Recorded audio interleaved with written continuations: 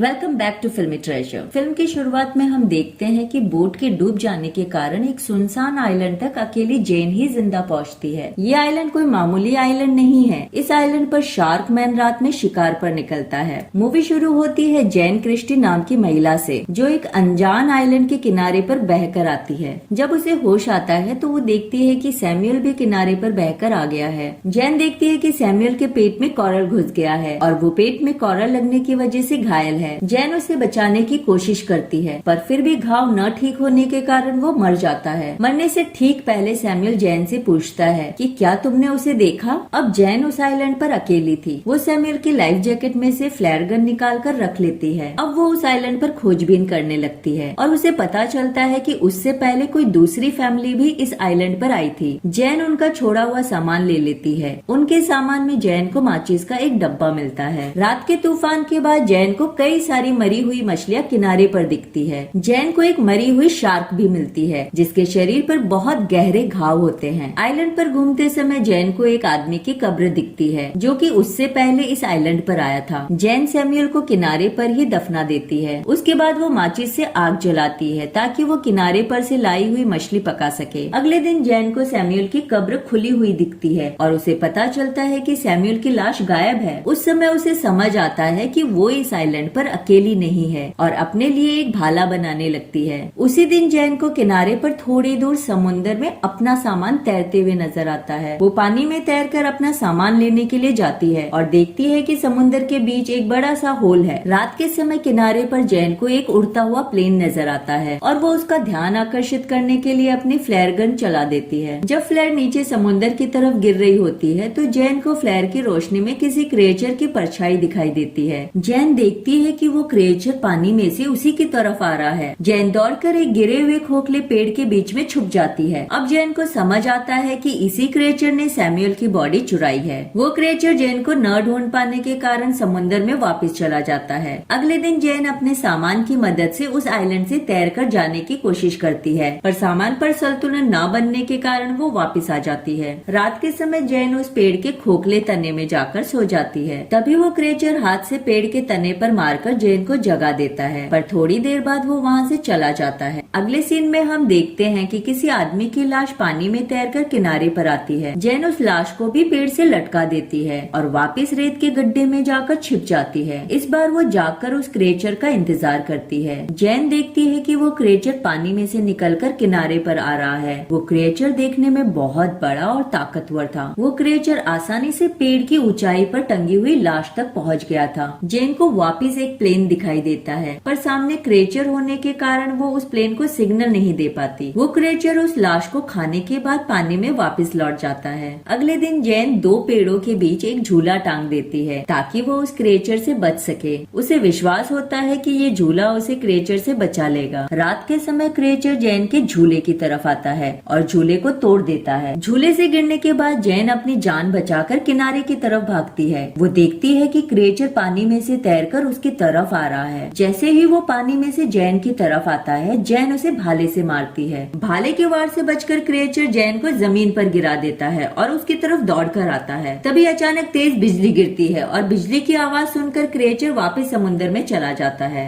अगली सुबह जेन को समुद्र में एक लाइफ राफ्ट दिखती है जिसमें दो लोग होते हैं। उस लाइफ राफ्ट में जेन का बॉयफ्रेंड लूकस और सैमुअल की गर्लफ्रेंड मिया होती है। लाइफ राफ्ट के किनारे पर आते ही लूकस जेन को गले लगा लेता है। जेन उन दोनों को कहती है कि तुम दोनों को लाइफ राफ्ट में बैठकर इस आइलैंड से जल्दी चले जाना चाहिए। जेन उन दोनों को क्रिएचर के बारे में बताती है और उनसे ये भी कहती है कि कैसे उसने क्रिएचर से अपनी जान बचाई है। ये सब सुनकर लूकस और मिया आइलैंड से जाने के लिए मना कर देते हैं। वो तीनों बैठकर डिस्कशन करने लग जाते हैं कि कैसे वो बोट डूब गई थी जिस पर वो सवार होकर आए थे। मिया बताती है लाइफ राफ्ट पर मर जाना बहुत डरावना है, पर जेन बोलती है कि ये आइलैंड इससे भी ज्यादा डरावना है। जेन उन दोनों को उस आइलैंड से जाने के लिए दोबारा कहती है, पर फिर भी मिया और लूकस जाने से मना कर देते हैं। अब जेन अकेले ही लाइफ राफ्ट को लेकर उस आइलैंड से निकलने की कोशिश करती है, पर लूकस और मिया आकर जेन को बीच में ही रोक देते हैं। वो जेन पर हमला करके उसे बेहोश कर देते हैं। जेन के बेहोश हो जाने के बाद वो दोनों जेन को रस्सी से एक पेड़ पर बांध देते हैं। जैसे ही जेन को होश आता है, वो रस्सी को काटने की कोशिश करती है। मिया जेन को बताती है कि वो भरोसे के लायक ही नहीं है। इतना सब होने के बाद भी मिया को क्रिएचर से जुड़ी बात बात पर विश्वास नहीं होता।